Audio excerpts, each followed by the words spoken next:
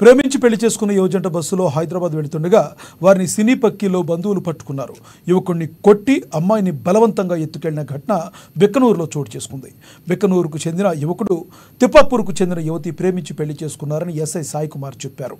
సోమవారం బిక్కనూరు పోలీసులకు ఆశ్రయించి తమకు రక్షణ కల్పించాలని కోరారని, వారు మేజర్ కావడంతో పోలీసులు ఇరుపక్షాల కుటుంబ సభ్యులను పిలిచి కౌన్సిలింగ్ ఇచ్చినట్లుగా ఎస్ఐ వివరించారు.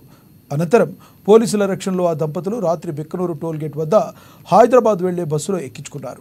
బస్సును ఇరుపక్షాల కుటుంబ సభ్యులు వెంబడించి రామాయంపేట శివార్లో బస్సును ఆపి ఇద్దరిని బలవంతంగా బయటకు లాగి యువకుడిపై దాడి చేశారని తెలిపారు.